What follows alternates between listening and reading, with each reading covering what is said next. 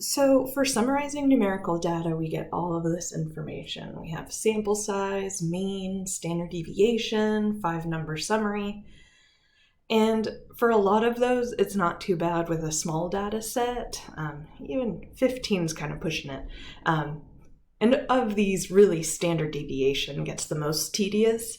So what we want to do is we want to be able to use technology to find all of those values for us to help us, because in the real world, typically your data sets would be much larger. So really you just want a program to plug into, get the values, and then interpret them. So this is where we're going to go to Geogebra.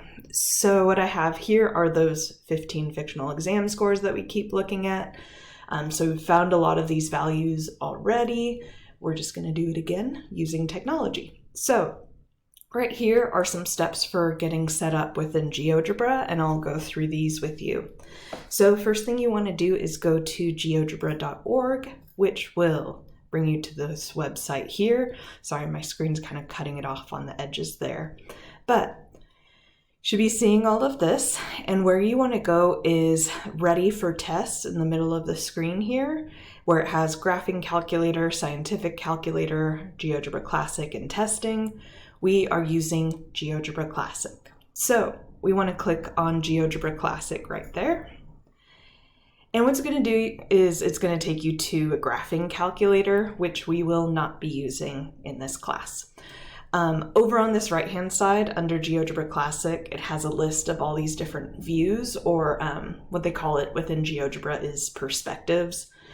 So the ones that we're going to be using in our class are Spreadsheet and Probability. So we're going to be using those two there.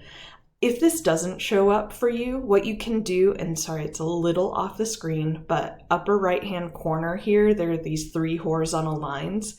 If you click on that, it'll open up a menu so you can see, like, you can save things or download them.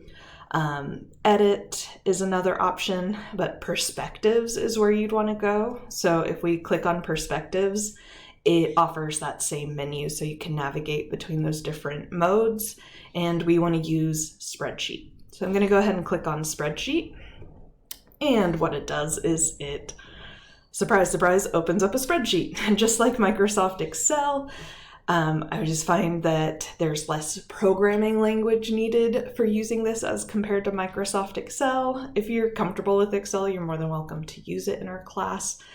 There are some functions in Excel that are limited with what we're doing in this section, particularly the graphs, and also Excel calculates quartiles differently than we're doing, so those values can be a little off too. All right, so now what we're going to do is input our data, and we want to put in our data into a single column. Really, you can use any column, but I'm just going to start with column A, and I'm going to type everything in. And when we type in, just be very careful. I'm going to get everything in there, and then I'm going to double check it, because if our data is off, then all of the numbers will be off. Okay, so we have 15 data values there. I'm just going to run through and proofread because I want to make sure it's exactly right. 87, 88, 89, 94, 95, 98. All right. So then what we're going to do is highlight our data. Now you can do this by dragging, that's fine. Typically what I do is I just click on that column title, that A that's up there, and it'll highlight the whole column for you. So either way there. And then what we're going to do is click on this image of the histogram. So it's the second option up here. Again, sorry about my screen, but there's the pointer, and then there's the second option here, which will give you options for 1 variable analysis, 2 variable regression analysis, and multivariable analysis. And what we're doing is 1 variable analysis. So we want to click on that image of a histogram for 1 variable analysis. And what that will do is it'll bring up a graph of the histogram. Now when it makes this graph, it's using ways of calculating bends that typically work best for the data itself. So it's not always what we want to appear. So with that, I'll show you how to adjust how the histogram appears. If you go, so on this graphing screen here in the upper left-hand corner, you can see the word histogram here. If you click on it, it's a drop-down menu, and you can see there's bar chart, box plot, dot plot, stem and leaf plot, and normal quantile plot. The ones that we're focusing on are histogram and box plot. We also looked at dot plots, but we won't really use that very much. It's not as useful as histograms and box plots. So if I switch over to box plot mode, you can see our box plot for the data that we graphed by hand. But if you need a quick graph, or if you want to double check your work, this is what you can use. With a box plot, there's really nothing to edit. It just is what it is. So that's all done there. But with the histogram, we may want to edit things. So at the top, there's this little gear button. It opens an options menu. So if I click on that, it opens some options here. And what I want to do is click on this box next to set classes manually. So classes is another word for bins. So it's that I want to set the bins manually. And then what I can do is set a starting point and the width of the bin. So there's two editable windows up at the top here. So I could set it saying, okay, I want to start my graph at 30 and I want to use a bin width of 10. And then it will adjust my histogram to match those pieces. So if I ask for a histogram with a specific starting point and width, this is what you want to use. You can close down this options window by just clicking on that little gear symbol again. And with that, you can just copy this onto an assignment, or you can hand draw it and use this to double check, but it's a nice way to produce a graph. So that's it for graphs within Geogebra, but the piece that we'll really be using is getting descriptive statistics. So getting all of those values from analyzing numerically what's going on with our data. So you make this window with the histogram, and when you get here in the upper right, there's this symbol, the summation of X symbol. It opens a show statistics window. So if I open that up, what you can see is all of our statistics show up. So what I'm going to do is go back to our piece of paper and write down what each of these represent, though we've seen a lot of this notation already. But this is going to be your best friend in this class, especially for standard deviation. I won't really ask you to show your work calculating standard deviation by hand. It's just too tedious and too prone to errors. I'm more interested in you interpreting standard deviation. So use this tool to help out with that. All right, so if we go back to our piece of paper, what I did here is I copied over those descriptive statistics. So the first row gives you N, and this is an important one. This one right here is going to give you sample size.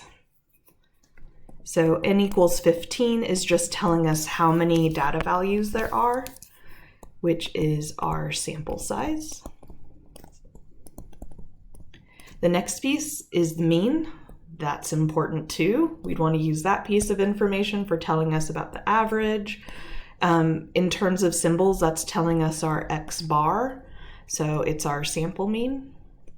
It could technically be a population mean if we were plugging in population data. That's not really going to happen all that often. So typically it's going to be a value for X bar. Let's talk about these next two together. So you see sigma equals 17.1542, S equals 17.7563. So both of those represent standard deviation. When we're plugging in data into our spreadsheet, 95%, 99% of the time, it's going to be sample data. We've kind of talked about how population data is incredibly difficult to have. So most of the time, what we want to deal with is S. So pretty much all the time you can ignore sigma there. So S is going to be giving you the sample standard deviation using that formula that we talked about.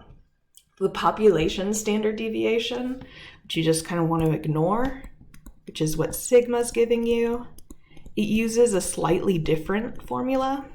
So population standard deviation, I'm just going to put a note to ignore it. Don't use that. The difference in calculation that's occurring. So, okay, let's see if I can do this. Square root, adding up our deviation squared, and then over. And when we found the sample standard deviation, we talked about degrees of freedom, how you have to take the sample size minus 1 to make up for the fact that we're using sample data. If it's population data, which actually technically we wouldn't be using X bar, we'd be using the population mean of mu. Instead of n minus 1, you're just dividing by n. So that's the slight difference in calculation here, is that those numbers are close, but they're slightly different. And it's this difference of dividing by n versus n minus 1. If we're working with sample data, we really want to be dividing by that n minus 1 using the degrees of freedom. Okay, so n, mean, and s are important pieces of information. Then you see this summation of x and summation of x squared. You can really just ignore those. We're not going to use those ever in our class. And then the last 5 pieces is our 5-number summary. So we want to use all of those. So we have our minimum. We have our first quartile. We have our median. We have our third quartile. And we have the maximum. And all of those together will make your 5-number summary. And this calculates it just as how we described. We're going to find quartiles. Why I want to emphasize that is if you try to use the quartile function in Excel, it does it a little differently. But this will calculate it in a way that matches how we learned about it. All right, so descriptive statistics in Geogebra, what you do is you plug in your data, you run that one variable analysis, and then clicking on that Show Statistics button in that upper right-hand corner, it'll give you all of these values so that you can just copy them over to whatever you're working on and then start describing your data.